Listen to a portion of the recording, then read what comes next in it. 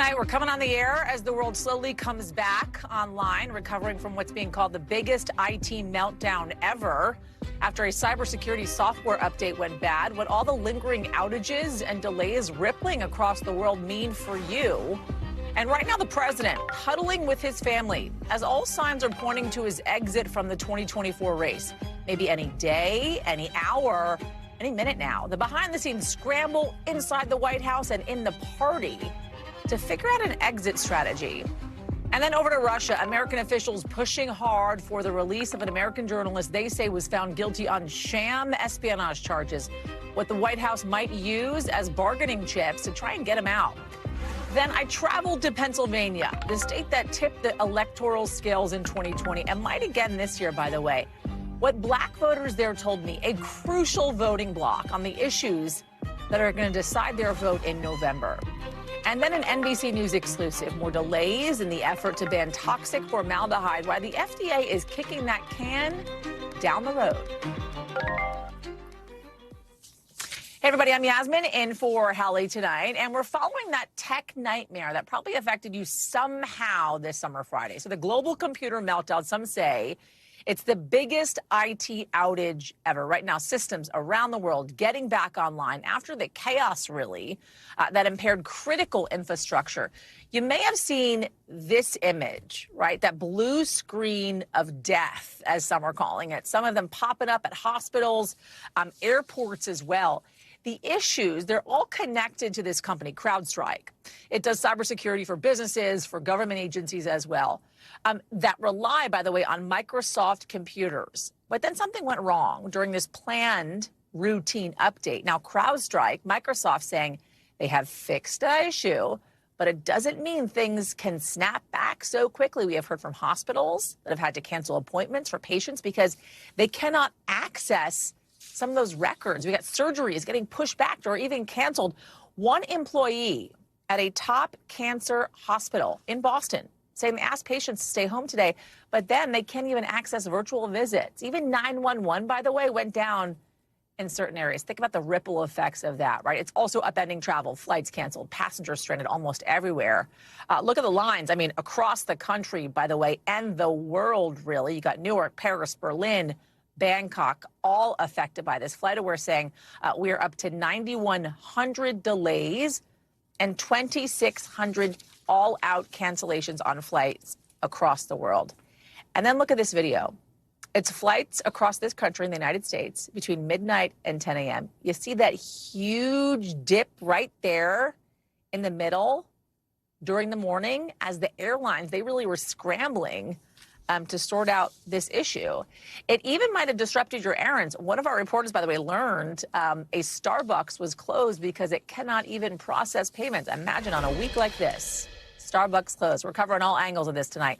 Want to get to Tom Costello first to talk about this. What is, Tom, the state of play right now? Are things back up and running? I mean, this was pretty... I have to use this word, catastrophic, considering what it all affected across the world, really. No, 100%. And if I wouldn't have Starbucks on a Friday, that would be catastrophic for me personally as well. But you're 100% right. Listen, the flight delays and cancellations, this is like a bad winter storm. The ripple effect is going to last at least through the day. I'm not making light of this. Very serious. We are expecting all of these flight delays and cancellations to last into the evening and then likely through the weekend because it's going to take that long for the airlines to play catch up, even on what is a pretty beautiful day with blue skies across much of the country here. Let's talk about who is CrowdStrike, because this is a cybersecurity company that has about 20% of the market, right? One of every 5 Microsoft Windows computers has CrowdStrike computer software, cybersecurity software. It's to guard against hackers and breaches, and they use an endpoint cloud technology, which is different, which is unique. And as I said, they run on Microsoft computers. And listen, you personally on your own computer, you probably don't have CrowdStrike. But as you saw, Right. Banks use it. Hospitals use it. Major telecom companies use it. Transit companies use it. Hospitals, 911 centers, and, of course, the airlines as well. Not all airlines, but the big ones certainly do. United, Delta, American, for example, KLM. And so all of them were just absolutely grounded when they had that blue screen of death today. It is still right now at this moment in the recovery mode. It will probably take a couple of days for airlines to recover. Hospitals, if they cancel elective surgeries, that's going to take weeks to recover from that. And then you're talking about the list of companies affected is very long indeed. Well, so I mean, it's really kind of a domino effect, right? And I think a lot of folks at home, as I was as well, wondering throughout the day, kind of scratching their heads. You think about the update. This is kind of more granular. You think about the update on your iPhone, right? You press the button. Okay, I'm going to update something on my iPhone. It'll take a couple of hours. I'll do it while I'm sleeping. You're wondering how something like this can happen. CrowdStrike, for instance, doing this kind of routine update, and then suddenly everything goes offline. And Ari, how does this even happen? Well, I've asked the same thing. Listen, CrowdStrike is not a fly-by-night company.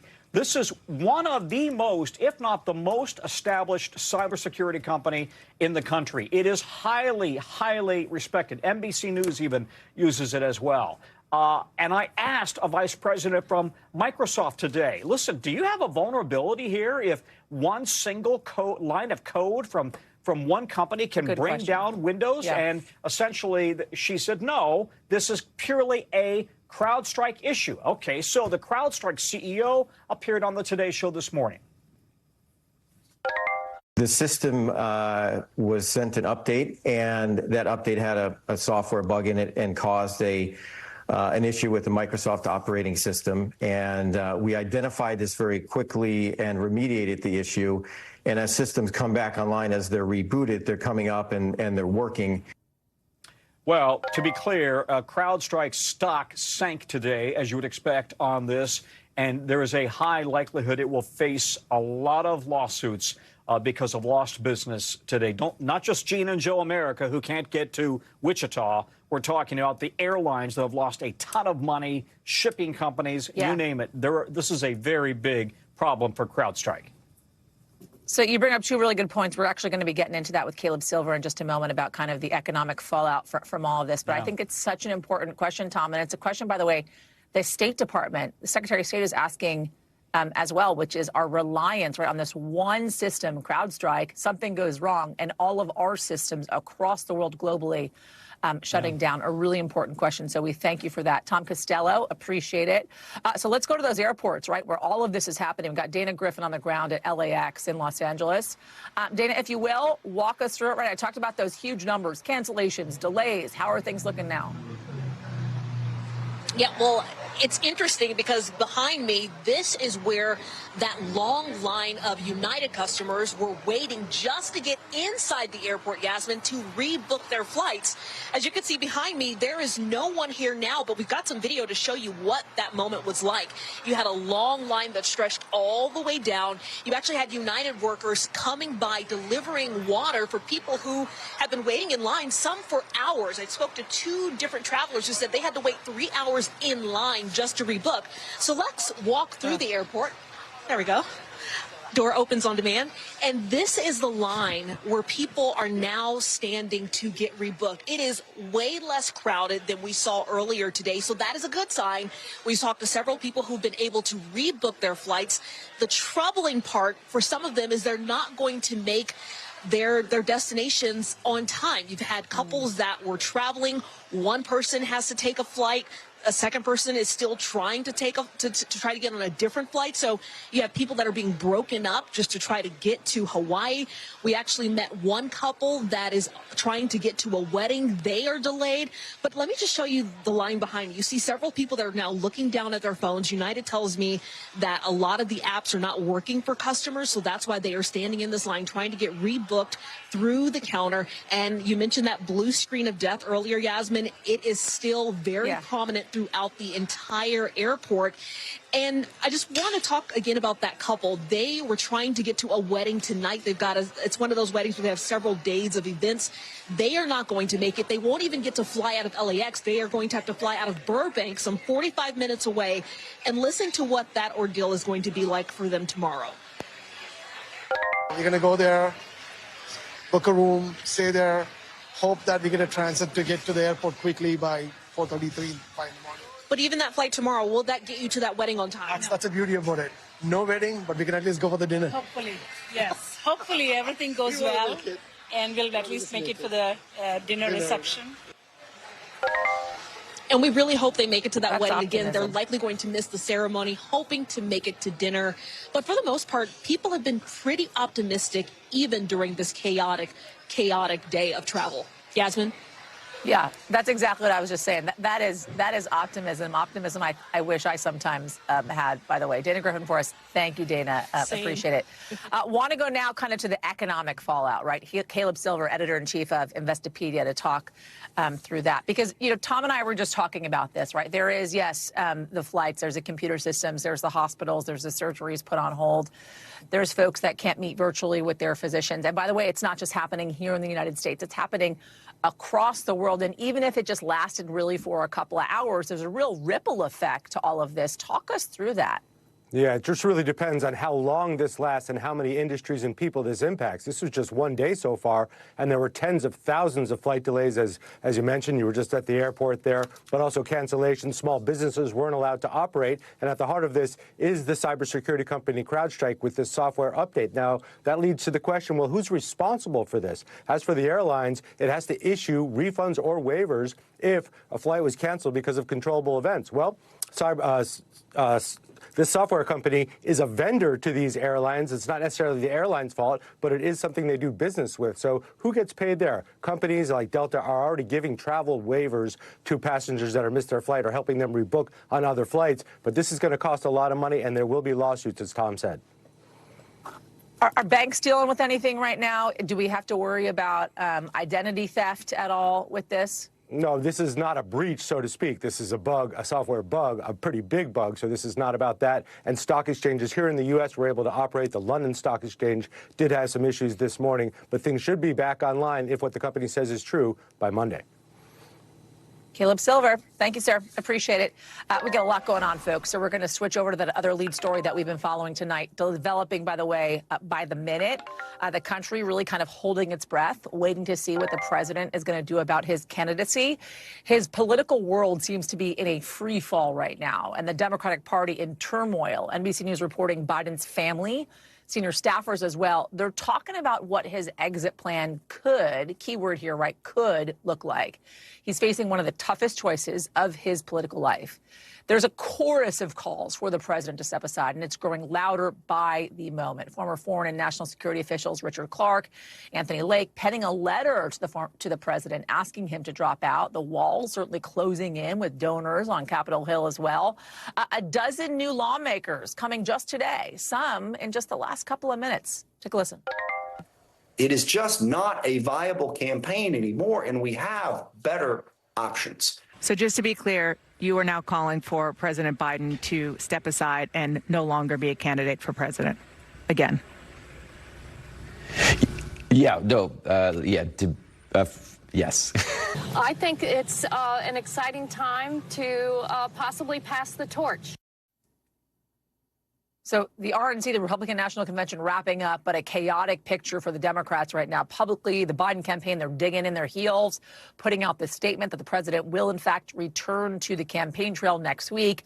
But it is, as I mentioned earlier, really those private conversations that are happening behind the scenes that are the most significant indication as of yet. The president could actually drop out. Just in 24 hours ago, we heard from a source close to Biden who says, and I'm quoting here, by the way, "We are close to the end. We are close to the end." Close allies to Vice President Kamala Harris are starting to prepare for what her campaign could look like if she becomes the nominee. The VP herself, I'm talking to a network of major donors in this last-minute phone call, just in the last couple of hours, talking about, quote, urgent emerging needs. 4 sources familiar with the plans are telling NBC that. With a whole lot of intrigue on what was said and what will happen next in this moment, unlike anything we have ever seen before, really, in history. We, of course, have got team coverage. We've got Sahil Kapoor posted as having the angle from Capitol Hill. But I do want to start with Monica Alba, who's in the White House for us. Monica, walk us through it. You're new reporting on this, these closed-door talks, as I mentioned. If, in fact, the president drops out, the conversations that are being had with the family as well, and the plan in place.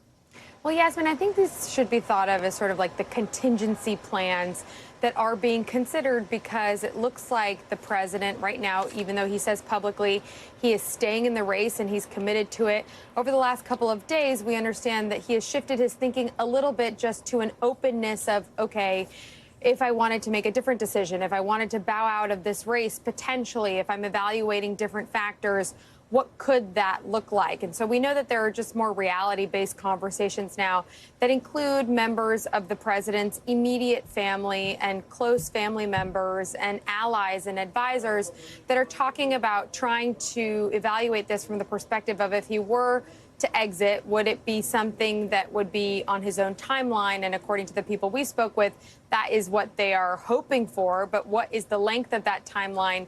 Nobody really knows. And so, again, it's up to the president to make this decision. We're told he hasn't made it yet, but that he is certainly talking about this with people in terms of his legacy and what it could mean for his standing overall in history if he decides to stay in the race or if he decides to leave it. And all of that is still being closely considered, but he is off the campaign trail for now. He is isolating in Rehoboth Beach, Delaware, at his beach home with the First Lady because he is still suffering from COVID. And so that's the other component to all of this. We're not really seeing him, though we did hear from him in a written statement earlier today where he pledged to get back on the campaign trail next week, and where he said he really wanted to put the focus back on Donald Trump, on the Republican agenda that was on display this week at the RNC, and on Project 2025. Yasmin.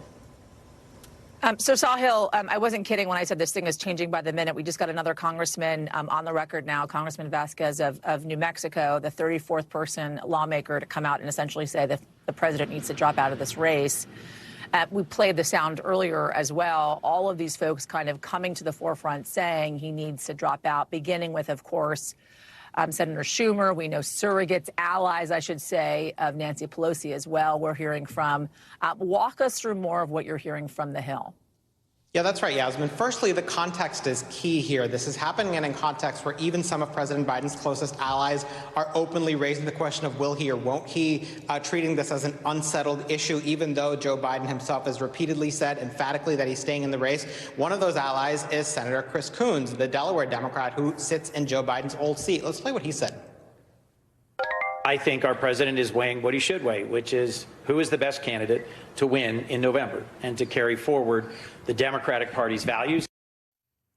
Now, Coons did a bit of cleanup right after that, saying in a tweet, quote, "I fully support the president. He's told me he's in it to win it. I'm with him 100%. Nevertheless, the trickle continues. There are now 12 Democrats out just today, more than any other day since the debate, calling on Joe Biden to resign. It is up to 34, the total number. Some of the recent additions to this list include, just a few minutes ago, Gabe Vasquez, the New Mexico Democrat, and Greg Landsman, the Cincinnati, Ohio Democrat. Both of them represent swing districts of the type that Democrats absolutely must win if they want any shot at reclaiming control of the House. There are others from a cross-section of the party as well who have come out and said it's time for President Biden to pass the torch, including Zoe Lofgren, a Pelosi ally, Mark Vesey of the Congressional Black Caucus, Mark Pocan, the Progressive Caucus, Chuy Garcia of the Hispanic Caucus, and Senator Martin Heinrich, a New Mexico Democrat in the chamber where Joe Biden served for 36 years. Sahil, are we seeing more today than before because of the momentum we've seen over the last couple of days at the RNC, or is there kind of behind-the-scenes conversations happening, especially when it comes to Chuck Schumer and Nancy Pelosi? Do you have kind of a reasoning as to why today seems like such a big day?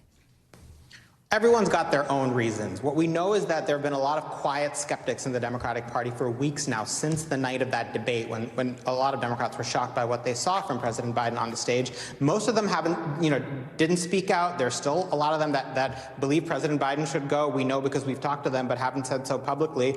So everyone's been kind of coming out on their own pace. I do think there was a sense among some of them, at least, to wait and see, wait till the Republican convention ends and then come out with their statements. That seems to have been at least part of the trigger here. And yes, there is a leadership question. There's the fact that Senate Majority Leader Chuck Schumer, the House Democratic Leader Hakeem Jeffries have been less than emphatic, let's put it that way, in their support for Joe Biden. Still, again, treating this as sort of an open question. They've had their conversations with him, and former President Obama himself has been less than emphatic about Joe Biden staying in this race at this point. That is weighing as well on the president as well as Democrats.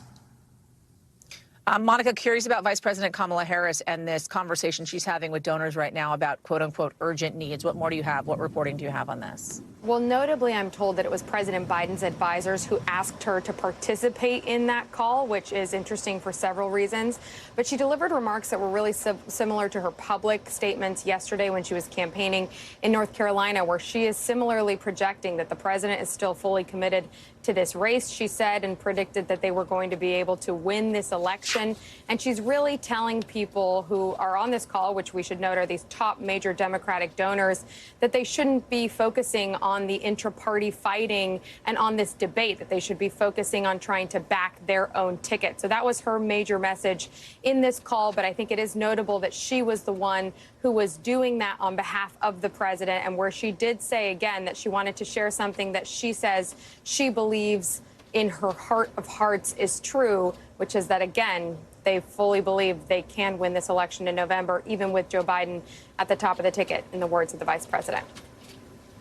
Monica Alba, thank you. Sahil Kapoor, thank you as well. Want to bring in NBC News senior national political reporter Jonathan Allen to talk more about this. So we got this new polling out, Jonathan, showing a majority of Democrats thinking that Kamala Harris would actually be a good president. Talk about the significance of that and also the plan here going forward. If, in fact, Joe Biden decides to step aside, from your reporting, what you're hearing, would it be an open convention or would he be endorsing Vice President Kamala Harris? Yeah, I think, Yasmin, a couple of things. Number one, it would be shocking if a majority of Democrats didn't see Kamala Harris as somebody who would be a good president, right? This is of Democratic voters. They are supportive of her as vice president. And you know, because she won so many of the Democratic voters' votes for vice president as part of Biden's ticket in 2020. So that part's not terribly surprising that they think she'd be a good president. I think she'd like to see even higher numbers. As far as what happens if Joe Biden steps aside, look, I think the end result here is almost certainly going to be, if he does that Kamala Harris is the Democratic nominee for president. I think the question is, what mechanism does that happen by? And perhaps more important for Democrats, how ugly is it before it gets to that? And the reason that I say that is, number one, there's a scenario where Joe Biden actually recommends her to the delegates that were pledged to him and they move forward. There's a scenario where you have a contested convention where she will be someone who definitely will walk in with some level of support and other candidates might not have a lot of support to walk in with. So she's probably starting from a stronger base. Number three, if Biden were to continue on and accept the nomination and then drop his campaign after the conclusion of the convention, the Democratic National Committee would make a pick, and I can't see them going in any other direction. It seems like that most of the other scenarios are pure fantasy land for a variety of reasons. Unbelievable to think about what the next 4 weeks are going to look like as we continue our reporting on this. John Allen, my friend, as always, thank you, sir. We are just now a couple of hours away from the first joint appearance of the Trump-Vance ticket with both former President Trump and his running mate, Senator J.D. Vance, set to appear at a rally in Grand Rapids, Michigan tomorrow afternoon. It's coming fresh off the RNC, which, as we all know now, wrapped last night after the former president's record-length nomination acceptance speech, beating out, by the way, his own record set back in the 2016 convention. Tomorrow's rally is going to be the former president's first since the attempt on his life, with Saturday marking 1 week since the shooting. NBC's Mark Murray is following this for us with more on this. Mark, good to talk to you. So this is the first time that we're going to see the fully formed Republican ticket out in the wild. Are there growing pains with this type of thing? What are you going to be watching for? Yeah, Yasmin, one thing I'm going to be watching for is actually the timing. You know, normally when a vice presidential selection is made, that comes right before the convention, sometimes leading up to it a few days before, and you end up having the big rally where the principal presidential candidate and the running mate appear together. But because J.D. Vance was selected during the convention, this rally with the ticket being all together is now coming after the convention. And I'm also interested in the location. You mentioned it's happening in Grand Rapids, Michigan tomorrow. That is Kent County. And what is really interesting about Kent County and Grand Rapids, it is kind of the home of Michigan Republicanism, the home of Gerald Ford.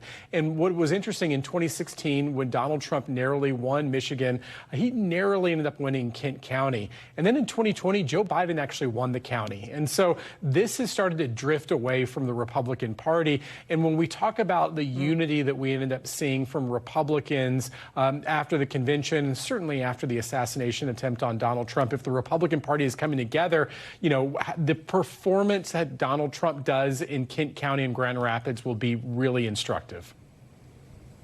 I want to also talk about this phone call that is going to happen between former President Donald Trump and Ukrainian President Volodymyr Zelensky. It's happening sometime today. The last time, Mark, that these two gentlemen had a phone call, it led to Donald Trump's first impeachment. We also know, and they've been quite vocal about this at this point, that Donald Trump and J.D. Vance do not support continuing aid to Ukraine while they are at war with Russia. What are you expecting to come out of this call? Yeah, I'm really glad that you brought this up, because this is one of the more consequential policy decisions and outcomes from the 2024 presidential election, and that is the United States as it relates to Ukraine and its war against Russia. And as you ended up mentioning, both Donald Trump and J.D. Vance have been highly skeptical of U.S. involvement when it comes to propping up Ukraine in the war against Russia. And so the fact that Donald Trump is going to be on the phone with Zelensky is really interesting on multiple layers. Mark Murray, thank you, sir. Appreciate it. Coming up, everybody, we got a big show ahead. We have new details tonight around the investigation into the attempted assassination attempt on the former president, and when the Secret Service director is set to answer questions from Congress, plus a major recall for a popular cleaning product, how Bissell's steam cleaners have apparently hurt more than 100 people. We'll be right back.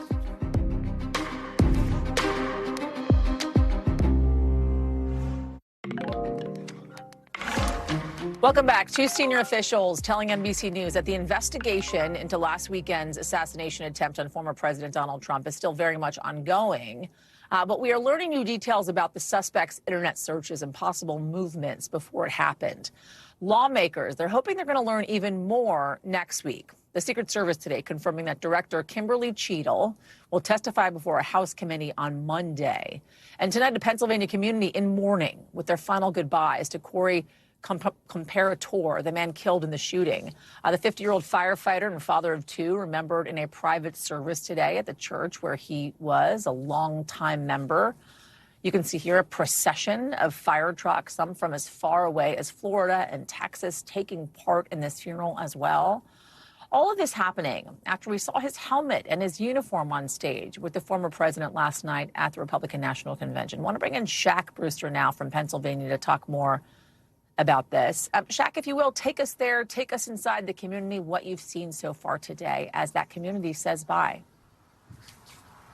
Hi there, Yasmin. Well, while that service that took place in the church behind me was private, the high honors were on full display. You heard as that casket was coming out of the church, a 21-gun salute. You heard taps being played, and you mentioned that procession that we saw, that where you saw dozens upon dozens of fire trucks going through the community, passing the fire station where he volunteered, passing his home, and members of the community coming out saying that they know they weren't able to get into the private service, but they wanted to show that they were there with the family and that they cared about Corey and his memory. I want you to listen to what one person told us.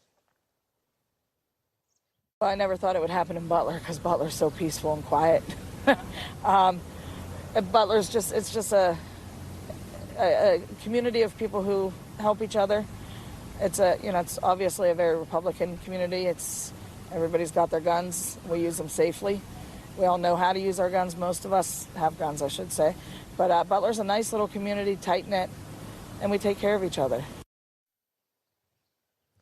The word that you continue to hear Corey associated with is hero. They're calling him an American hero, and he's going to be remembered as that father of 2 daughters, that husband, that person who is a strong, a fierce supporter of former President Donald Trump, and someone who would be in that church every single Sunday. I spoke to a member of the congregation who said she wasn't close with him, but he was someone who was extremely welcoming, and she knew exactly where he would sit every single Sunday.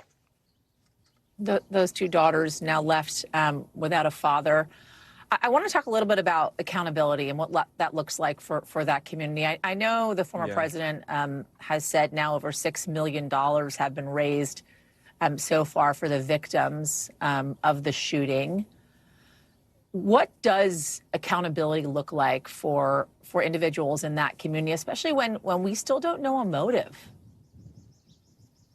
Right, and today was full of sadness and a heaviness to it, but there are also a lot of questions. People want answers to what exactly happened. How did the shooting happen and take the life of one of their own, even though it spared the life of the former president? And part of that, we know that the Secret Service director will appear before Congress. The House Oversight Committee was demanding that the Secret Service director appear before Congress. I think we have a statement of what they were saying where they wrote that, and I'm sorry, my phone is messing up.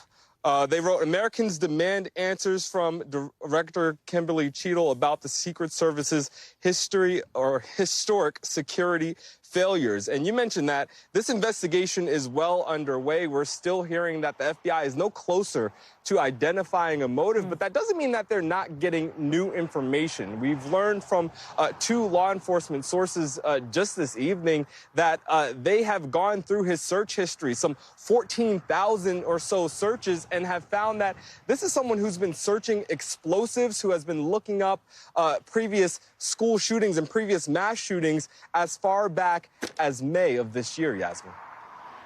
Wow. A lot of folks are certainly going to be tuned in and wanting to hear from the head of the Secret Service about the attempted assassination on the former president. Absolutely. Jack Brewster for us, as always. Thank you. Want to get to tonight's original with in-depth reporting on a topic that we have been watching. The images now seen around the world. You got striking moments frozen in time as someone tried to take the life of former President Donald Trump this past weekend. Many photographers who captured the clarity through all of the chaos at the rally now opening up about their experiences. NBC's Liz Kreutz spoke with some of them who explained how they were able to do their jobs as the shots were ringing out.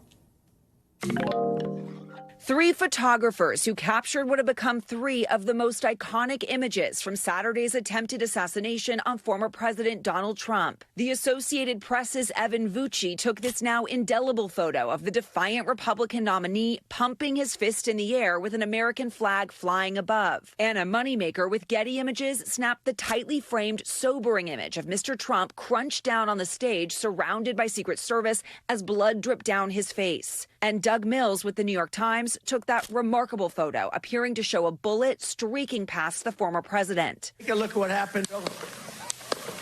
All 3 photojournalists are now speaking out about what it was like to be there as the shots rang out and how they managed to capture these photos while being so dangerously close to the line of fire. Did you realize that you were taking such an iconic photo as you were taking it? No, I honestly had no idea. I was literally in the moment just trying to do my job. Like, okay, is the exposure right? Is my composition right?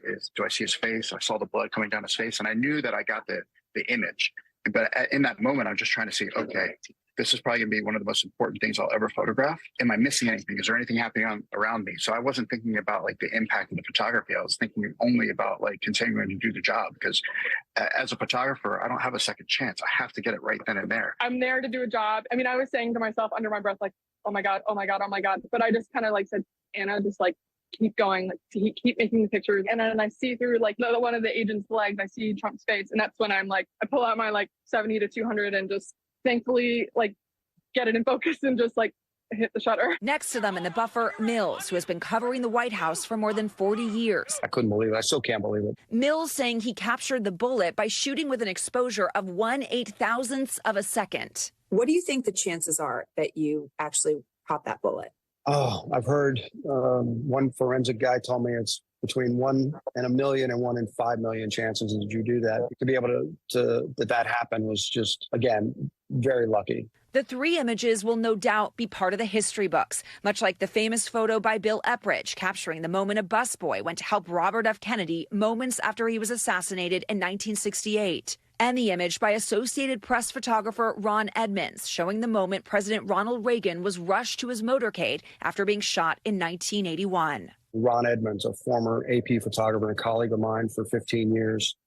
He was a mentor, and he always went in, not away. Luckily, I didn't blink like Ron didn't blink. None of my colleagues blinked. We have a long line of amazing photojournalism, and I'm happy that in the moment that it was my time to hold the standard, I was able to hold the standard. Liz Kreutz, NBC News. Wow, unbelievable. Thank you to Liz Kreutz for that. Want to get you over to the 5 things our team thinks you should know about tonight. Number 1. A judge tentatively scheduling Harvey Weinstein's retrial on rape and sexual assault charges for November. Last week, prosecutors said they're actively pursuing new claims against Weinstein. Remember, his 2020 conviction was thrown out earlier this year after a court ruled that the original judge unfairly allowed testimony against him involving allegations that were not part of the case. Weinstein denying sexually assaulting anyone. Number 2, Hall of Fame linebacker Lawrence Taylor arrested again. He's facing a felony charge after failing to report his residence change as a registered sex offender.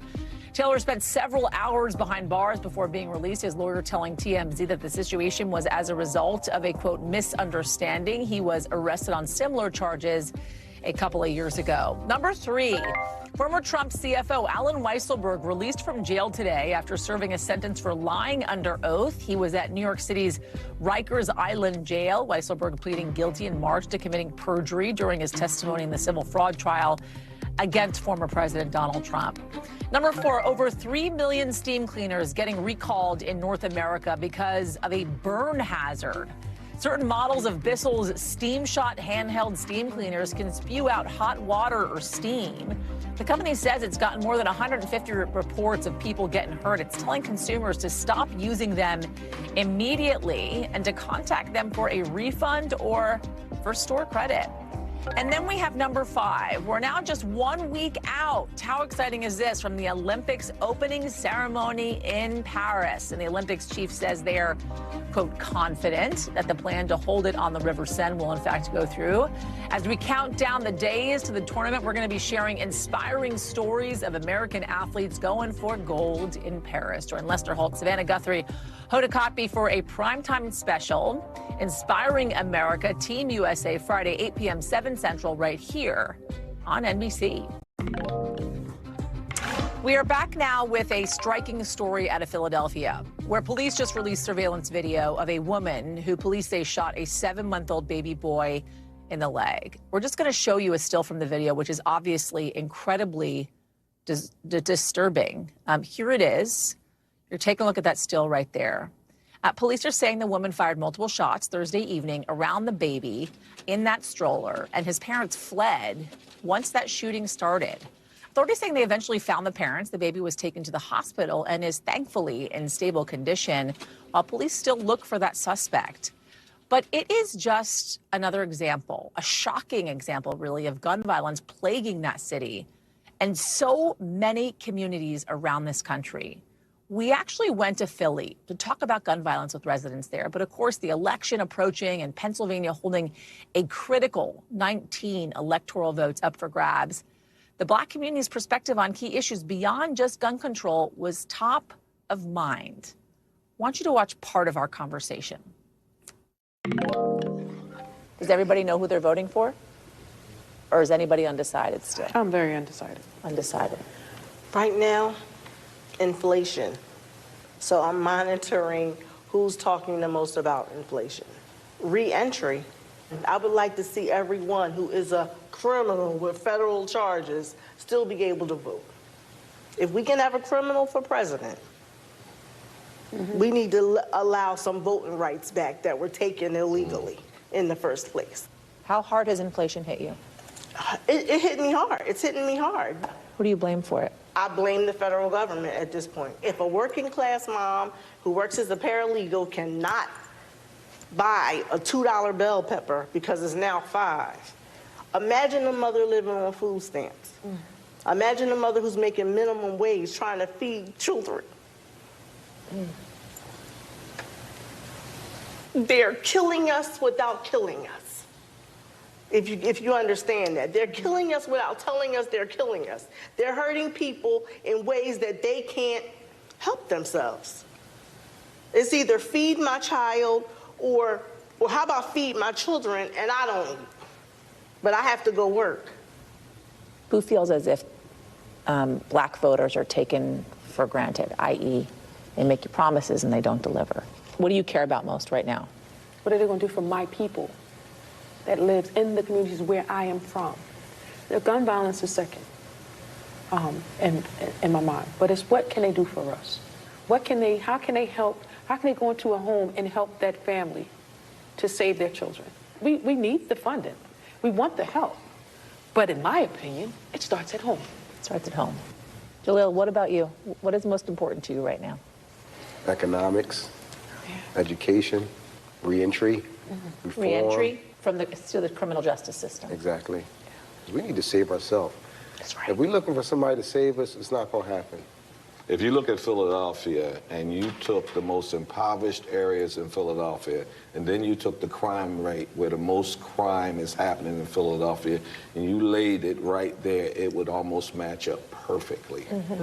So if you're seeing that much of a correlation between poverty and crime, you have to address that on some level. If we invest in our schools, invest in our youth, we will see some changes there. The way I would articulate it is quality of life issues, how we live our everyday lives, right? So if that's jobs, if that's housing, if that's gun violence, if that's education, like everything that makes our lives good, that's what I vote for in mind. Who votes with guns in mind on a federal level? When you cast your ballot at a presidential election for senators, for members of Congress?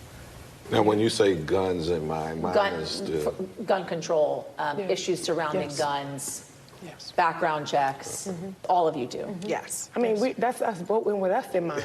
Yeah. You understand? Like, when you say that, like this You're is talking about your family. You know, when you ask me, am I voting with guns in mind? I'm voting. That means I'm voting with me in mind, because I could very much be a victim of gun violence.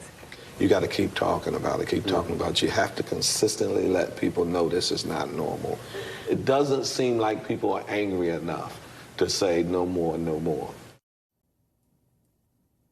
That's why I'm going to keep talking about this. I actually checked in with some of these voters after the attempted assassination of former President Donald Trump this past weekend. They told me while it has not changed their positions on who they're actually going to vote for, they're still undecided.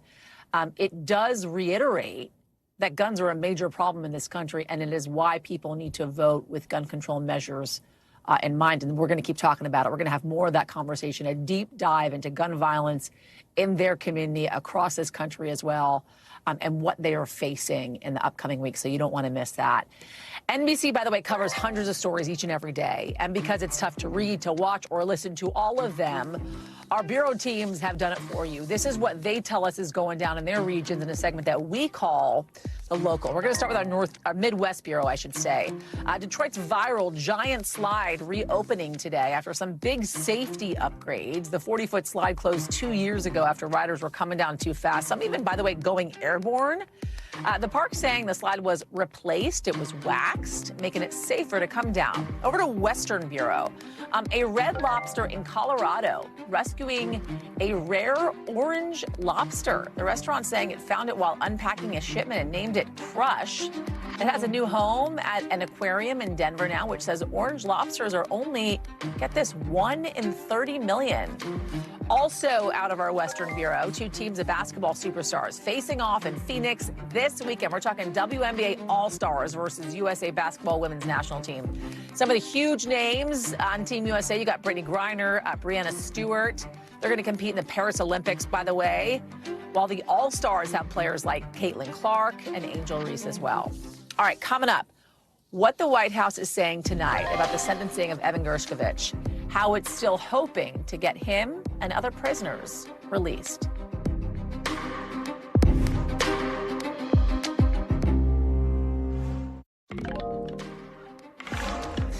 The White House tonight pushing for the release of Wall Street Journal reporter Evan Gershkovich after his sentencing today in a Russian court. Here's Secretary of State Tony Blinken on the sentencing and efforts to get Gershkovich and other prisoners held by Russia out of the country. When it comes to Evan, when it comes to Paul Whelan in Russia, other Americans, we're working it quite literally every day, looking to see what we can do to get them home. We've had a rather extraordinary track record over the last 3.5 years of doing just that. So Gershkovich sentenced to 16 years in a maximum security prison after a secret trial held behind closed doors without Russia publishing any clear evidence supporting its claims against him. Want to bring in Josh Letterman now, who's been following this for us. Walk us through, Josh, if you will, kind of responding to what we just heard from the Secretary of State there, right? This possible prisoner swap, and then also how it kind of works into the political atmosphere that we're dealing with, I should say, right, in the lead up to the November election, how they're kind of politicizing a possible prisoner swap, release, and what's happening with Gershkovich. Well, the good news for Evan Gershkovich is both sides do seem interested in a prisoner swap. The Russians said this week that there are behind-the-scenes contacts between U.S. and Russian spy agencies about a potential deal. And today, President Biden said he is pushing hard for that to happen. But you are right. This is not taking place in a political vacuum. When you think about the fact that Donald Trump has said a lot of nice things about President Putin before, you could see potentially the Kremlin wanting to wait if they think that Trump may get elected to another term in November to maybe do a deal with him. And in fact, Secretary Blinken was asked about that very proposition today. Listen to how he responded. Any effort to bring any American home is going to be part of a process of back and forth, of discussion, potentially of negotiation. And depending on what the other side is looking for, they'll reach their own conclusions about whether it meets whatever their needs are, and we can bring someone home. And I don't think that's dependent on an election in the United States or anywhere else. We should point out that earlier this year, President Putin said he actually preferred that President Biden win a second term, but a lot of people think he may have just been trolling the American president, Yasmin. Josh Letterman for us. Thank you, Josh. Appreciate it. Coming up, everybody, we are learning exclusively tonight that the FDA is again punting a ban on certain chemicals in popular hair care products. What could be holding the agency up? That's coming up next.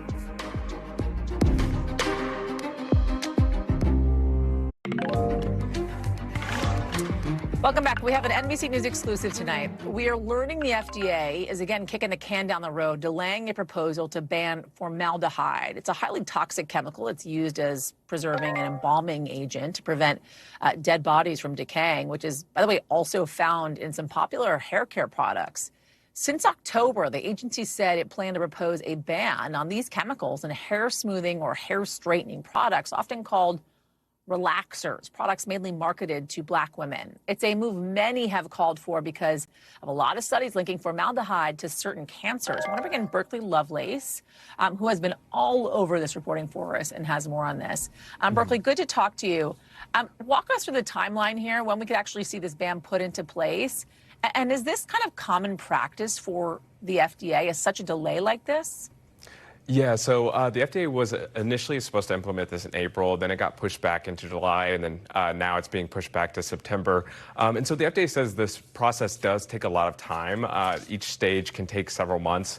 But I think what's most disheartening for people, for advocates in this group, is that over the past decade, they've been calling on the FDA to ban this chemical in products. There's been several studies over the past several years that have shown that this product is linked to cancer risk.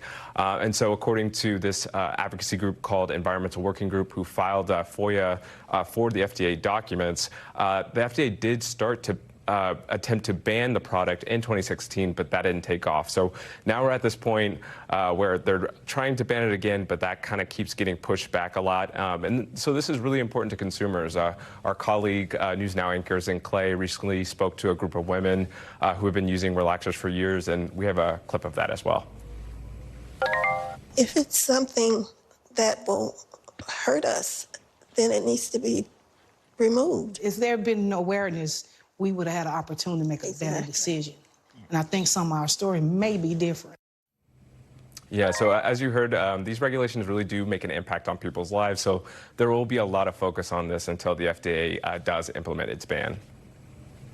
So some companies, by the way, are getting ahead of this, not waiting for the FDA to ban it. They're responding. They're developing kind of formaldehyde-free formulas or clearly labeling products that contain formaldehyde. What should folks be looking out for? Yeah, so the FDA does advise against the use of this products that contain this chemical. So that includes making sure to read the label. If the product doesn't have a label, then don't buy it. It also includes asking your salon or barber what products they might be using and whether they contain this product as well. And also, of course, if you have any health problems, to make sure to report it to a local health department or the FDA or the CDC as well. Yasmin. Berkeley Lovelace, best name in television. Thank you. Appreciate it. That is a wrap for this hour, folks. Coverage picks up right now.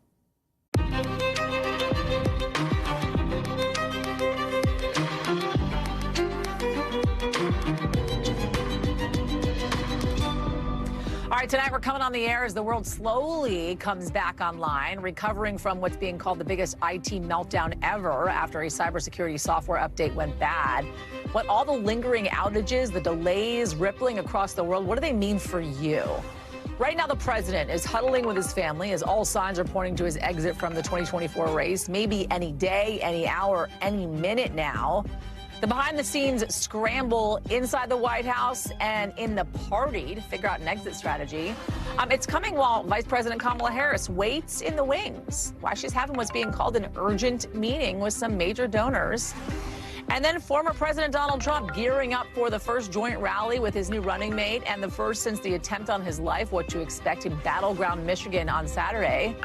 Plus our sit down with the photographers who braved bullets that day to capture history. That's in the original later on in the show. Hey, everybody, I'm Yasmin. I'm in for Hallie tonight. We're following that tech nightmare that probably affected you somehow this summer Friday. The global computer meltdown, some say it's the biggest IT outage ever. Right now, systems around the world are getting back online after this chaos that impaired critical infrastructure. You may have seen this image, that blue screen of death, some of them popping up at hospitals, airports as well. The issues, they're all connected to this company. It's called CrowdStrike. It does cybersecurity for businesses and government agencies that rely on Microsoft computers. But something went wrong during this planned routine update. Now, CrowdStrike, Microsoft as well, they say they have fixed the issue. But it doesn't mean things can actually snap back so quickly. We've heard from hospitals that have had to cancel appointments for patients because they cannot access records. Surgeries getting pushed back or all out canceled. You have one employee at a top cancer hospital in Boston saying they ask patients to stay home, but then they can't even have virtual visits. Even 911, think about this. 911 went down in some areas. Imagine if there's an emergency, you call 911 and you can't get through, then what? It's also upending travel. You got flights canceled, passengers stranded almost everywhere across the country. You're looking at lines right here in Newark, Paris, Berlin, Bangkok. FlightAware saying there are up to 9,700 delays, 2,700 cancellations on flights in and out of the U.S. And then look at the video. It's flights across the United States between midnight and 10 a.m. And you see that huge dip right there in the middle. You're seeing it right now. During the morning, as the airlines, they were scrambling to figure out what was going on, to sort the issue, knowing all these cancellations and delays were going to upend the schedule. It even might have disrupted your errands. One of our reporters actually learned a Starbucks was closed because it couldn't process payments. Starbucks on a Friday morning closed. We're covering all the angles tonight. I want to go right first to Tom Costello, who's been closely following this story. I think Tom, though, did get his Starbucks at one point today because this story was unfolding the way that it is, and he needed his caffeine. Yeah, I've been in this walk newsroom us through since this, Tom. 5:30 this morning. So, yes, I got a coffee early this morning. Exactly. I would expect so, and we would want you to have that coffee. What happened here? Listen, by the bottom line here, you mentioned CrowdStrike. CrowdStrike is a leading, and I mean really a leading, cybersecurity company, and they handle cybersecurity software for big companies like the airlines that we've been showing, United, Delta, American, as well as a lot of hospitals, a lot of healthcare systems, big state agencies like driver's license offices for the entire state of Texas, for example, Social Security, even some government agencies. This is a very respected, very, very good cybersecurity company. Well, they were putting out a software update overnight, and when they did, they didn't realize they had a bad piece of code, and that piece of code tanked the Microsoft Word or the Microsoft system, Windows system, pardon me. And any company running Microsoft Windows with that same software from CrowdStrike, they saw their systems really tank. We talked to, or rather, first we'll start with this. We have a statement from the Microsoft CEO. Keep in mind, this is not Microsoft's problem. Microsoft's software was hit by this bad code. The CEO is saying yesterday CrowdStrike released an update that it began impacting IT globally. We're aware of the strike, working closely with CrowdStrike across the industry to provide customers tech guidance and support to safely bring their systems online. I talked to a Microsoft vice president who's in charge of the deputy chief of internet security, and I said, should you guys have more redundancy so that one simple line of code from a third party doesn't bring down all the Microsoft Windows? The whole world runs on Microsoft Windows. And she said, this is not our fault. This is CrowdStrike. That's true, but you do wonder whether Microsoft isn't a little too vulnerable to this kind of problem. Yeah, I mean, Tom, we've heard from even folks inside the Biden administration, right? They understand kind of the ripple effect that has happened across the world, really. And really putting into question the reliance we have on this one system that if it goes wrong, everything shuts down. Yeah. Well, listen, I mean, you travel the world. I travel the world. I have family that lives in Europe. Microsoft Windows is everywhere, right? This is not something that's unique to North America. In fact, today, the Secretary of State talked about the fact that this one company, CrowdStrike, cybersecurity, has about 20% of the market. I mean, a fifth of all Microsoft Windows platforms are running on CrowdStrike. Here's what he had to say. We have to continue to build resilience in our systems. We have to continue to build redundancy. We have to continue to diversify so we're not reliant as best possible on any single point of failure. Yeah, it's, by the way, you know, it's not just CrowdStrike, Yasmin. As you well know, think about this country's reliance on Tesla and SpaceX. SpaceX really more than Tesla. But Elon Musk, I mean, we are so reliant right now on Elon Musk just to get our astronauts up to space.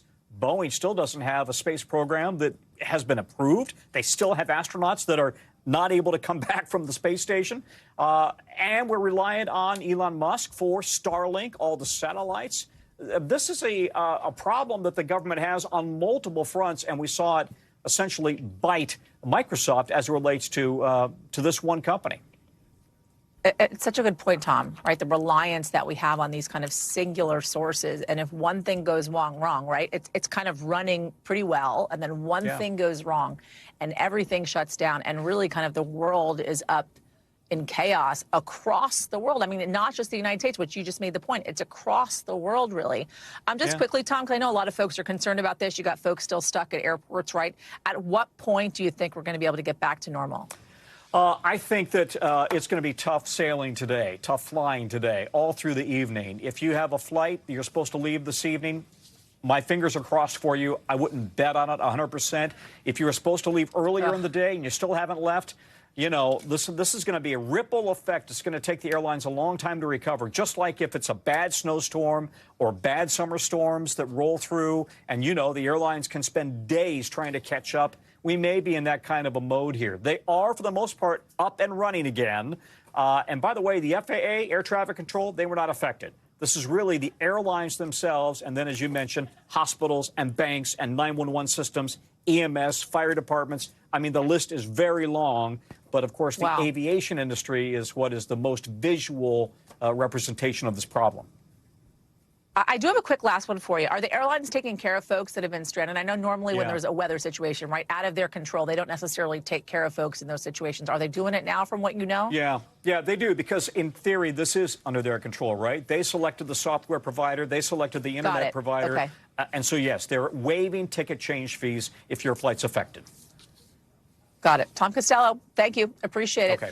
Let's go to those airports if we can now. Dana Griffin, standing by for us at LAX, Los Angeles International Airport. You've been talking to folks there, right? Stranded, trying to get out, standing in long lines, probably calling up, having to wait on hold for hours upon end. What are they telling you? Yeah. Super frustrated. The phone number that's been displayed, a lot of people saying that it wasn't working. Several people tell me they had to wait several hours in the line just to get rebooked. This is what the line looks like right now behind me, but earlier we had the line outside of the airport, so much so that United started bringing out little cartons of water because people were waiting out there for so long. And it's been frustrating. You've got people who are missing weddings. I met two girlfriends that are supposed to go to Hawaii together. One got rebooked on a flight tonight. The other one is hoping to get on a flight tomorrow. So they're being separated, not able to enjoy their vacation time together.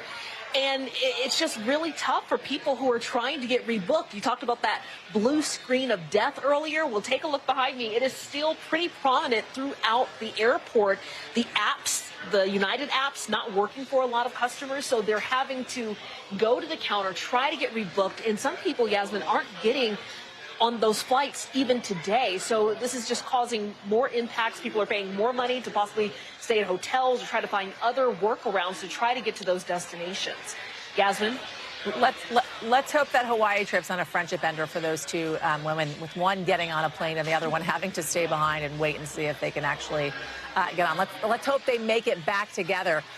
What are you hearing from travelers? You mentioned some of those examples. I know you talked about one individual, one couple who are trying to get to a wedding. Yeah, they're not going to make that flight because they can't get out of LAX. They're going to have to drive to Burbank, stay overnight, and try to get out tomorrow. They're not even going to make the ceremony, but they have their fingers crossed that they will at least make dinner. But probably one of the more devastated travelers we met just moments ago.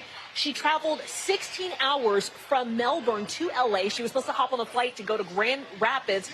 That did not happen. Her boyfriend is performing at a really popular music festival in Grand Rapids, Michigan. She is missing that performance and obviously very devastated because she can't get on a flight out there. Listen to what she told us. I'm heartbroken, but you move on, and I just wish that the world was less reliable on technology sometimes. Because if you're relying on one thing to source one airport, like, look how it's impacted everything. And I think the hard part for her, she was on a Delta flight. She thought that she was going to get on that on her connecting flight. She couldn't, so she shelled out $2,500 to get on a United flight. The money came out of her account. She showed it to me, and there was a ticketing issue, so she can't even get on the flight that she paid an additional $2,500 for, Yasmin. She's devastated. She says she's just going to stay in L.A., wait for her boyfriend to get done with his performance at that music festival, wait for him to fly back to L.A. and try to spend some time with him while she's here in town. Can she get that money back? Did she contact United? Is she going to get a refund? Yeah, they're going to refund her, but it'll take at least 24 hours. So she's out $2,500 right now, and she's just heartbroken. You know, it's a crummy situation to pay money, and you can't even get the ticket because of a ticketing issue that they were having here. Yeah, Dana Griffin, thank you. So there is the economic fallout from all of this as well. Investopedia editor-in-chief Caleb Silver joins me now. You know, Tom and I were just talking about this, right? There is, yes, the flights, there's the computer systems, there's the hospitals, there's the surgeries put on hold. There's folks that can't meet virtually with their physicians. And by the way, it's not just happening here in the United States. It's happening across the world. And even if it just lasted really for a couple of hours, there's a real ripple effect to all of this. Talk us through that. Yeah, it just really depends on how long this lasts and how many industries and people this impacts. This was just one day so far, and there were tens of thousands of flight delays, as you mentioned. You were just at the airport there, but also cancellations. Small businesses weren't allowed to operate, and at the heart of this is the cybersecurity company CrowdStrike with this software update. Now, that leads to the question, well, who's responsible for this? As for the airlines, it has to issue refunds or waivers if a flight was canceled because of controllable events. Well, this software company is a vendor to these airlines. It's not necessarily the airline's fault, but it is something they do business with. So who gets paid there? Companies like Delta are already giving travel waivers to passengers that have missed their flight or helping them rebook on other flights. But this is going to cost a lot of money, and there will be lawsuits, as Tom said. Are banks dealing with anything right now? Do we have to worry about identity theft at all with this? No, this is not a breach, so to speak. This is a bug, a software bug, a pretty big bug. So this is not about that. And stock exchanges here in the U.S. were able to operate. The London Stock Exchange did have some issues this morning, but things should be back online if what the company says is true by Monday. Caleb Silver, thank you, sir. Appreciate it. All right, our other lead story tonight, developing by the minute, the country really kind of holding its breath, right, waiting to see what President Biden is going to do about his candidacy. His political world seems to be in a free fall right now, the Democratic Party in turmoil. NBC News can, in fact, report Biden's family, senior staffers. They're not talking about what his exit plan could keyword here, look like as he faces one of the toughest choices of his political life. The chorus of calls for the president to step aside, it's growing louder. Former foreign and national security officials Richard Clarke, Anthony Lake, penning a letter to the president asking him to drop out. The walls, they're closing in with donors and on Capitol Hill as well. A dozen new lawmakers coming just today, some in the last couple of minutes. It is just not a viable campaign anymore, and we have better options. So just to be clear, you are now calling for President Biden to step aside and no longer be a candidate for president again. Yeah, no, yes. I think it's an exciting time to possibly pass the torch. A chaotic picture right now. Publicly, the Biden campaign digging in, putting out a statement that the president will, in fact, return to the campaign trail next week. It is those private conversations, though, that are happening behind the scenes that are so much more significant, an indication, really, that the president could actually drop out. Just 24 hours ago, we heard from a source close to Biden who says, and I'm quoting here, by the way, we are close to the end. Close allies to Vice President Kamala Harris. They're starting to prepare for what her campaign would look like if she, in fact, becomes the nominee. The VP herself talking to a network of major donors in a last-minute phone call just in the last couple of hours, talking about, quote, urgent and emerging needs, four sources familiar with the plans are telling NBC News. With a whole lot of intrigue on what was said and what's going to happen next in this moment, unlike anything we have seen in modern history. We've got team coverage, folks. Sahil Kapoor has the angle for us from Capitol Hill. Sahil, and we got Monica Alba as well, standing by for us at the White House. Sahil, walk us through this first, because as I mentioned, right, things are changing by the minute. Yet another individual coming out, lawmaker, saying, in fact, President Biden needs to step aside. Walk us through it. That's right, Yasmin. Just in the last few seconds, we have another Democrat coming out and saying President Biden should withdraw from the 2024 presidential race. And this is a very significant one. It is Senator Sherrod Brown, the Ohio Democrat who served multiple terms in the Senate, who's fighting for his political life now in a state that has trended red, that Donald Trump won by about 8 points in both 2016 and 2020. Sherrod Brown says over the last few weeks, he's been hearing from Ohioans on important issues. He lists a number of them. He says he agrees with the many Ohioans who have reached out to me and, quote, at this critical time, our full attention must return to these important issues. I think the president should end his campaign, unquote. That is Sherrod Brown saying Joe Biden should drop out of the presidential race. He joins fellow Democrats like John Tester, another senator who's facing re-election in a difficult state, a red state of Montana, in calling on the president to step aside. He becomes the 13th Democrat just today, including a whole slew of House Democrats from across the party spectrum, including several who are running for re-election in swing districts. This trickle continues, and it's certainly giving the president and his campaign a lot to think about, even though they insist emphatically that he is staying in the race. Monica, take us inside the White House. I know the president is sequestered right now because of testing positive for COVID. He's in Delaware. But the conversations that are being had and the timing of it all as well, right? If we think back to just a couple of weeks ago when the president called into our colleague's show, Morning Joe, and was kind of steadfast right after the debate that he, in fact, was sticking in this thing. He was going to remain in place as the candidate for president. Going up against former President Donald Trump. And now kind of this talk of these conversations being had with his family members, with close aides as well, as the possibility that he, in fact, might drop out or pass the torch possibly over to his vice president. Walk us through those conversations, what you're finding out from your own reporting.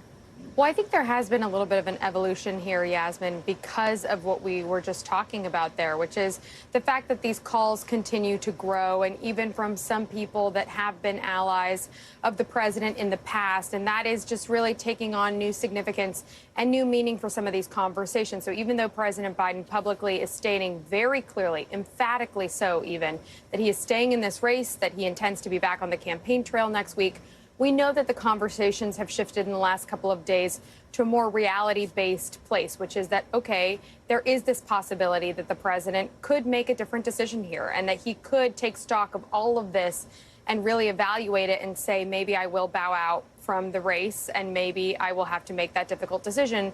So in the context of that, we are now reporting that even his close family is having a discussion about what would that look like? What could that exit from more than 50 years of public service and life in office look like? And again, even though this is a hypothetical conversation, it just shows that that is really where things have come to after these really tumultuous last 3 weeks, where we have seen a lot of ups and downs. There have been days where the president's team feels really good, where they feel like things are going in their direction, where there's momentum. And then there have been days where the opposite has been true. So the president is going to be in Rehoboth this weekend. He will be with the First Lady. They will continue, we understand, to have these conversations. But at the same time, they're planning full steam ahead to have events, to be back on the campaign trail next week. And we expect the president even is going to try to kind of return to foreign policy and have a meeting with Prime Minister Benjamin Netanyahu of Israel on Monday at the White House if he's testing negative by then. So they're really trying to pivot it back to the really work at hand and the business of the presidency, even though we know this larger conversation is happening behind the scenes too. Yasmin. Sahil, I know we're getting some news in also from Alexandria Ocasio-Cortez. What are we hearing from her? Yeah, Yasmin, this was an Instagram Live that she did with many of her followers late last night. So it was about midnight as Donald Trump was wrapping up his very long speech accepting the Republican nomination for a third successive cycle. Congresswoman Alexandria Ocasio-Cortez ended up being a kind of countervailing force to the many Democrats who are calling on the president to step aside. She rallied to his side, argued that Joe Biden should stay in the race, that she's skeptical of the Democrats calling on him to step aside. In part, she said the stakes and the calendar don't really provide enough time for Democrats to replace him at the top of the ticket, that if he steps aside, in the Congresswoman's view, it would not be a smooth passing of the torch to Vice President Kamala Harris. She said there are donors and Democratic elites driving this conversation who want to replace not just Joe Biden, but also Kamala Harris. And she said she's basically expressed distrust of their motives. So she's making the case that Joe Biden should stay atop the ticket. And she's obviously from a progressive faction that has repeatedly clashed with some of the president's priorities, some of his actions, wanted him to govern very differently. It's a fascinating dynamic here because the opposition to Joe Biden is not ideologically based. It's based on a whole host of considerations, including strategy and electability. Yasmin. So it's interesting, Sahil, right? Because we just talked about Sherrod Brown, how he has now come out calling for Joe Biden to step aside. However, AOC is remaining by his side so far. We have seen kind of this momentum, it seems, for the most part, pick up, where folks are starting to speak out more and more, asking for the president to step aside. How do we see this going from here? Do we think this momentum is going to continue to pick up or slow down as we're looking at these lawmakers who continue to ask him to step aside? Yeah, it's been picking up by the minute. I think we've seen more Democrats come out today than any other day calling on Joe Biden to step aside and end his campaign. And the breadth of factions from within the party that this is coming from is particularly notable. Just today we had a member of the Congressional Black Caucus say Joe Biden should step aside, a member of the Congressional Hispanic Caucus say that, Mark Pocan, a member of the Congressional Progressive Caucus, say that Joe Biden should step aside. So it's not ideologically confined here. And Yasmin, I'm not a mechanical engineer. I don't know how many cracks a dam can withstand before it fully breaks, but Joe Biden is certainly testing the limits right now. Monica, quickly here, as we're talking about timing, right, you mentioned how Joe Biden's going to get back on that campaign trail. What does his schedule look like next week as they're continuing to have these conversations? Do we know what timing is going to look like for a decision like this? And how much of an effect is these kind of calls from lawmakers asking him to step aside having on him and his decision-making process? Well, personally, we know, according to people who have spoken with him, that he is feeling hurt. He's feeling betrayed in many ways. He's feeling like he doesn't understand why people aren't just understanding his position here, which is that he's committed to this and he still wants to be at the top of the ticket. So we know that from a very personal place, he is sensing that, and the people around him are picking up on that, and that is why we've also seen this really fierce pushback from the campaign and from those in that orbit saying that, you know, the people who are trying to call on him to step aside aren't grasping the full picture of what maybe many voters feel, which is that they wanted to elect him and they have supported him in the primary process. And now that some of these lawmakers are speaking out, if there's a decision here that would change things, that would potentially disenfranchise some of their voices. That's a conversation that's happening, too, in some of the key battleground states. So when you talk about his schedule and timeline, it's just so hard to say, Yasmin. I don't think we can predict exactly how this decision will be made. Certainly people are pointing out to him it needs to happen soon, and we have the unofficial deadline of the Democratic National Convention where you would think most of this would need to be resolved by, but this is really just evolving hour by hour, day by day, and it's still so fluid, and I just think we need to stress that repeatedly. It's so hard to predict what's going to happen here. Yasmin. Yeah. Monica Alba, thank you. Sahil Kapoor, thank you as well. So we're just hours away from the first joint appearance of the Trump-Vance ticket, with both former President Trump and his running mate, Senator J.D. Vance, set to appear at a rally in Grand Rapids, Michigan, tomorrow afternoon. It's coming fresh off the RNC, which wrapped last night after the former president's record-length nomination acceptance speech, beating out his own record set back in the 2016 convention. Tomorrow's rally is going to be the former president's first since the attempt on his life, with Saturday marking 1 week since the shooting. NBC's Mark Murray is following this for us.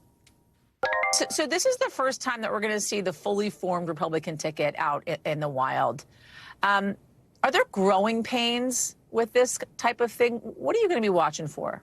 Yeah, Yasmin, one thing I'm going to be watching for is actually the timing. You know, normally when a vice presidential selection is made, that comes right before the convention, sometimes leading up to it a few days before, and you end up having the big rally where the principal presidential candidate and the running mate appear together. But because J.D. Vance was selected during the convention, this rally with the ticket being all together is now coming after the convention. And I'm also interested in the location. You mentioned it's happening in Grand Rapids, Michigan tomorrow. That is Kent County. And what is really interesting about Kent County and Grand Rapids, it is kind of the home of Michigan Republicanism, the home of Gerald Ford. And what was interesting in 2016, when Donald Trump narrowly won Michigan, he narrowly ended up winning Kent County. And then in 2020, Joe Biden actually won the county. And so this has started to drift away from the Republican Party. And when we talk about the unity that we ended up seeing from Republicans after the convention, certainly after the assassination attempt on Donald Trump, if the Republican Party is coming together, you know, the performance that Donald Trump does in Kent County and Grand Rapids will be really instructive. I want to also talk about this phone call that is going to happen between former President Donald Trump and Ukrainian President Volodymyr Zelensky. It's happening sometime today. The last time, Mark, that these two gentlemen had a phone call, it led to Donald Trump's first impeachment. We also know, and they've been quite vocal about this at this point, that Donald Trump and J.D. Vance do not support continuing aid to Ukraine while they are at war with Russia. What are you expecting to come out of this call? Yeah, I'm really glad that you brought this up because this is one of the more consequential policy decisions and outcomes from the 2024 presidential election, and that is the United States as it relates to Ukraine and its war against Russia. And as you ended up mentioning, both Donald Trump and J.D. Vance have been highly skeptical of U.S. involvement when it comes to propping up Ukraine in the war against Russia. And so the fact that Donald Trump is going to be on the phone with Zelensky is really interesting on multiple layers. Mark Murray, thank you, sir. Appreciate it. Coming up, the new lawsuit over the chaos at the Copa America final in Florida. Why even fans who had tickets are suing. Plus, what jobs have to do with deadly protests and a curfew in Bangladesh tonight? We'll be right back.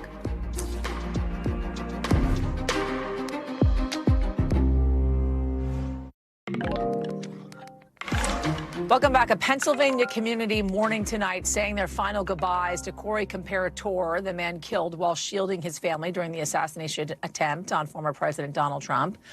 The 50-year-old firefighter, father of two, remembered in a private service today at the church where he was a longtime member. You can see a procession of fire trucks, some from as far as Florida and Texas, taking part in the funeral. This is all happening after we saw his helmet and his uniform on stage with Donald Trump last night at the RNC. Today, we're learning more about the shooter's potential movement and internet searches before the attack as pressure is mounting on the Secret Service. The agency confirming that its director, Kimberly Cheadle, will testify before Congress on Monday. Ken Delanian joining us now with more on this. Ken, if you will start us off with what more we're learning about the shooter here. Yes, Yasmin, a week later, the FBI appears no closer to really honing in on a motive, but they have learned a lot more, as you said, about the shooter's movements, pre-planning, and they're putting together a picture of potentially his state of mind. So they believe they're investigating the possibility that he was scouting that Butler Farms location in the days before the shooting because his cell phone pinged on July 7th. Of course, they don't know exactly for a fact that that was him, but they're checking that out. They've determined that there was a bulletproof vest in the vehicle. They've uncovered evidence of lots of different internet searches, including for President Biden, for Donald Trump, for information about this event, about the DNC, and even about major depressive disorder. They also know that he was doing research on how to make improvised explosive devices, uncovering articles about that. 14,000 links to images in his phone altogether, including an image of the rally shortly before. So what they don't have, though, are any kind of political manifesto or really anything that we typically see in these kinds of mass violence cases to give an insight into why he did this, Yasmin. I want to talk about the potential testimony of Kimberly Cheadle, the head of the Secret Service, in front of lawmakers on Monday, and what lawmakers are looking to glean from her testimony, the line of questioning they plan to take here. I mean, it's very basic, right? I mean, there are so many unanswered questions for the Secret Service director, and you saw those U.S. senators chasing her down at the Republican National Convention, shouting questions at her that she wasn't answering. And the biggest questions really are, wasn't there enough information, threat information, at that rally before the shots were fired for the Secret Service to have pulled Donald Trump off the stage? After all, they knew an hour before that there was a report of a suspicious person. They knew at some point that that person had a rangefinder. And then at some point they knew that there was a man with a gun. Now, we don't know how much time elapsed between the report of a man with a rifle on the roof and the time the shots were fired. It may be that there was nothing the Secret Service could do at that point. But we know that the snipers were aware of him sometime before that, and they did not shoot. And so those are some of the very basic questions that she's going to be asked. Also, she's going to be asked about their conduct after the shots were fired and why they took so long to get Donald Trump off the stage, why they allowed him to delay and pump his fist at the crowd. That is not their training, former officials have told us. All right, Ken Delanian, thank you. Appreciate it, my friend. Tonight's original, everybody, with this in-depth reporting on a topic that we have been watching very closely, the images now seen around the world, these striking moments frozen in time as someone tried to take the life of the former president this past weekend. Several photographers who captured the clarity through all of that chaos at the rally, now opening up about their experiences. NBC's Liz Croyt spoke with some of them, who explained how they were able to do their jobs as these shots were ringing out.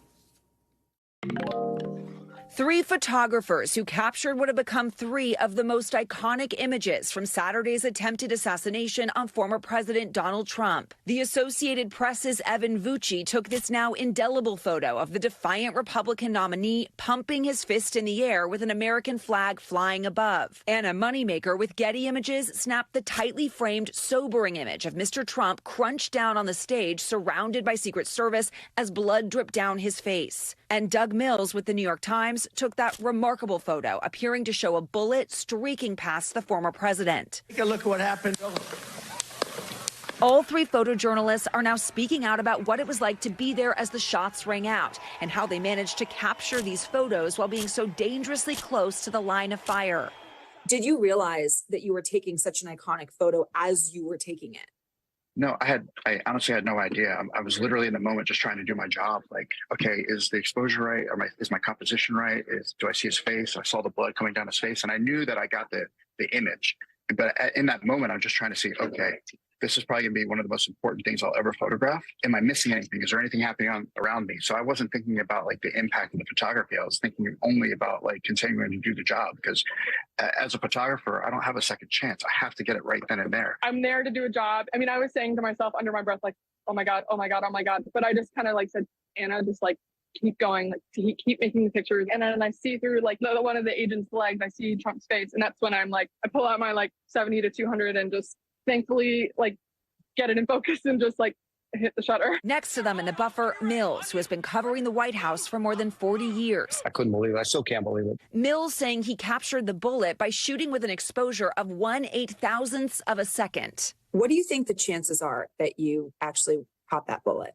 Oh, I've heard one forensic guy told me it's between 1 in a million and 1 in 5 million chances that you do that. To be able that happen was just, again, very lucky. The three images will no doubt be part of the history books, much like the famous photo by Bill Epridge capturing the moment a busboy went to help Robert F. Kennedy moments after he was assassinated in 1968. And the image by Associated Press photographer Ron Edmonds showing the moment President Ronald Reagan was rushed to his motorcade after being shot in 1981. Ron Edmonds, a former AP photographer and colleague of mine for 15 years. He was a mentor, and he always went in, not away. Luckily, I didn't blink like Ron didn't blink. None of my colleagues blinked. We have a long line of amazing photojournalism. And I'm happy that in the moment that it was my time to hold the standard, I was able to hold the standard. Liz Kreutz, NBC News.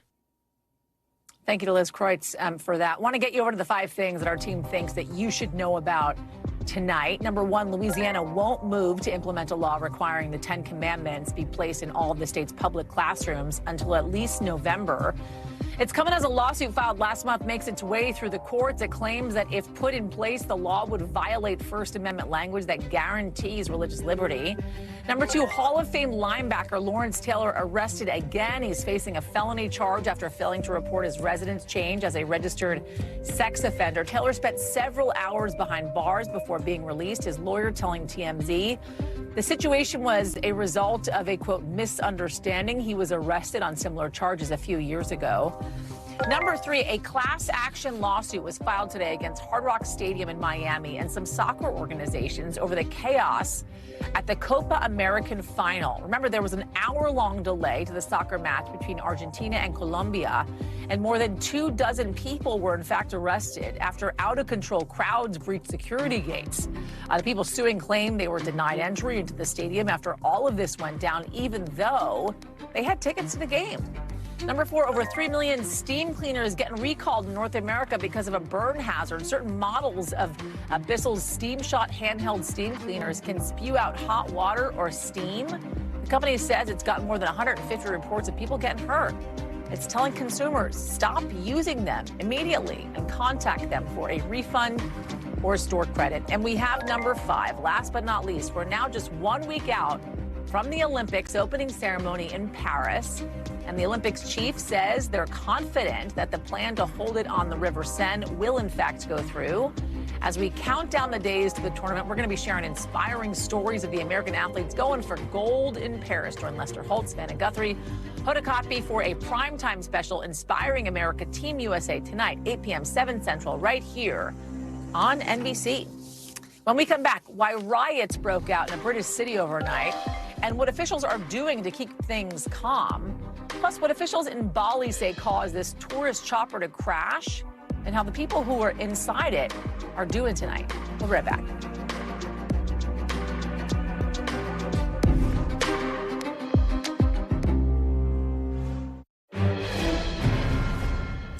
Welcome back. Some breaking news just into us, folks. Police in Florida arresting a man today on charges of written threats to kill after an investigation found he made multiple threats online against former President Donald Trump, his running mate J.D. Vance, and their families. And this is significant. It is less than a week after the assassination attempt against Donald Trump at a rally in Pennsylvania. We're going to keep a close eye on this, and we're going to bring you updates as they come in. All right, want to get to a striking story out of Philadelphia where police just released surveillance video of a woman who police say shot a 7-month-old baby boy in the leg. We are just going to show you a still from the video, which is obviously disturbing. Take a look at this. Police are saying the woman fired multiple shots Thursday evening around that baby in the stroller, and his parents fled once the shooting started. Authorities saying they eventually found the parents. The baby was taken to the hospital and is thankfully in stable condition while police are still looking for that suspect. But it is just another example of gun violence plaguing that city, plaguing Philadelphia, and a lot of communities around the country, by the way. We went to Philly to talk about gun violence with residents there. But of course, with the election approaching and Pennsylvania holding a critical 19 electoral votes up for grabs, the Black community's perspective on key issues beyond just gun control, top of mind. Here's part of our conversation. Does everybody know who they're voting for?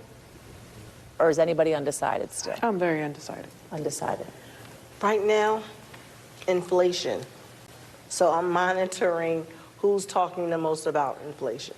Re-entry. I would like to see everyone who is a criminal with federal charges still be able to vote.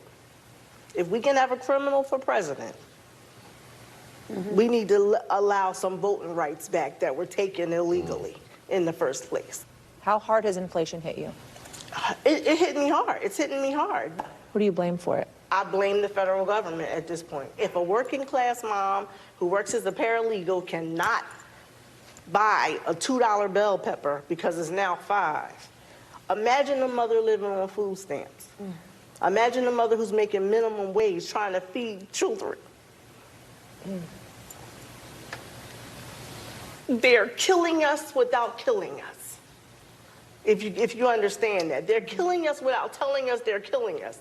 They're hurting people in ways that they can't help themselves. It's either feed my child or how about feed my children and I don't eat, but I have to go work. Who feels as if Black voters are taken for granted, i.e. they make you promises and they don't deliver? What do you care about most right now? What are they going to do for my people that lives in the communities where I am from? The gun violence is second in my mind, but it's what can they do for us? How can they help? How can they go into a home and help that family to save their children? We need the funding. We want the help. But in my opinion, it starts at home. It starts at home. Jaleel, what about you? What is most important to you right now? Economics, education, reentry, reform. Reentry to the criminal justice system. Exactly. We need to save ourselves. That's right. If we're looking for somebody to save us, it's not going to happen.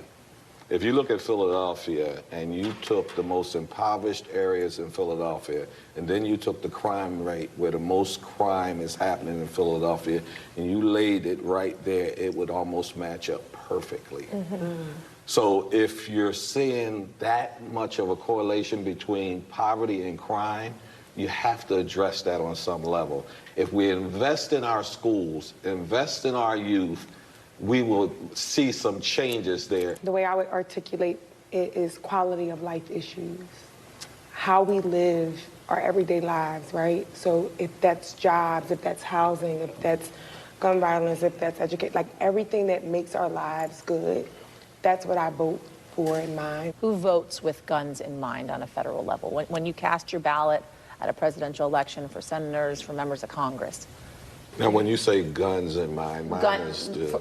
gun control, issues surrounding guns, background checks. All of you do. Yes. I mean, that's us voting with us in mind. Yeah. You understand? When you say that, like, this is... talking about your family. You know, like, yeah, when you ask me, am I voting with guns in mind, I'm voting, that means I'm voting with me in mind. Because I could very much be a victim of gun violence. You got to keep talking about it, keep talking about it. You have to consistently let people know this is not normal. It doesn't seem like people are angry enough to say no more, no more. And we're going to keep talking about it. I checked in with these voters after the attempted assassination of the former president this past week, and they told me while it has not changed their positions on who they're going to vote for, they're still undecided. It does reiterate that guns are a major problem in this country. It's why people need to vote with gun control measures in mind. We're going to have much more of that conversation and our deep dive into gun violence in their community and what it's facing in the upcoming weeks. You don't want to miss that. All right, NBC covering hundreds of international stories every day. And because it's tough to read, to watch, or listen to all of them, our teams around the world have done it for you. Here's a look at what they're watching in a segment that we call The Global. We're starting in Bangladesh, a nationwide curfew tonight, and military forces deployed after days of deadly clashes. Police and border guards firing bullets, tear gas at student protesters earlier, arguing the allocation of government jobs is discriminatory, mostly benefiting the prime minister's supporters. Dozens of people have died in recent days. Out of the UK, order is restored in Leeds, a northern English city, after a night of riots. It started when government workers intervened in what officials are calling a family incident. Authorities have not made it clear what happened, but it led to people setting a bus on fire and tipping over a police car. A city council official saying authorities have begun cleaning up the damage. Then over to Indonesia. Transportation officials confirming 5 people survived a helicopter crash in Bali. They say 3 Indonesian nationals and 2 Australians were on the helicopter when it got entangled in a kite string and crashed on a cliff. Some of them went to a hospital for treatment. A team investigating the crash further. All right, coming up, what the White House is saying tonight about the sentencing of Evan Gershkovich, how it's still hoping to get him and other prisoners released.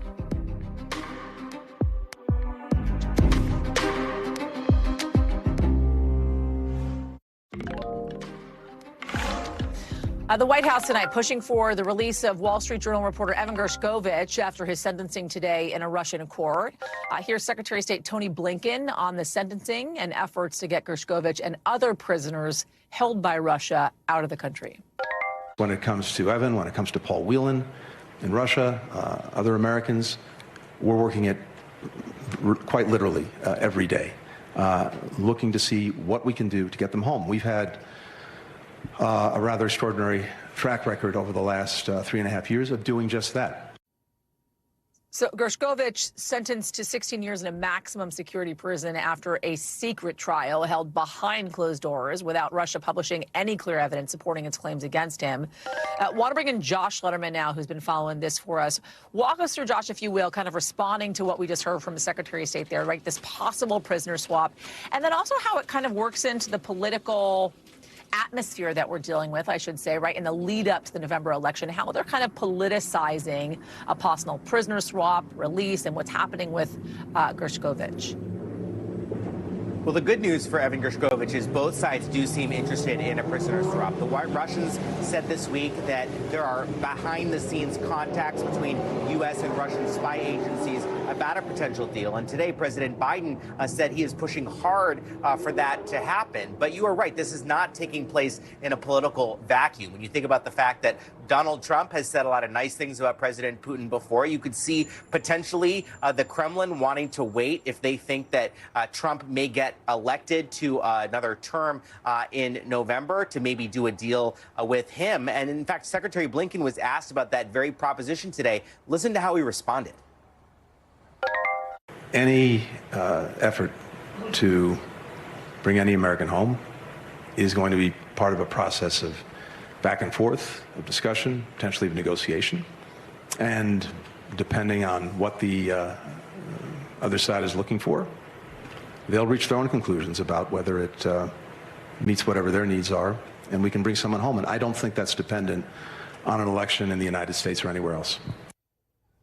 We should point out that earlier this year, President Putin said he actually preferred that President Biden win a second term, but a lot of people think he may have just been trolling the American president, Yasmin.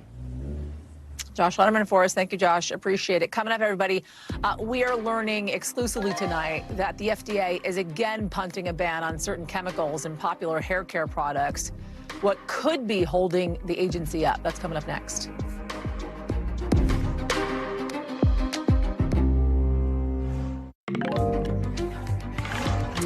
Welcome back. We have an NBC News exclusive tonight. We are learning the FDA is again kicking the can down the road, delaying a proposal to ban formaldehyde. It's a highly toxic chemical. It's used as preserving and embalming agent to prevent dead bodies from decaying, which is, by the way, also found in some popular hair care products.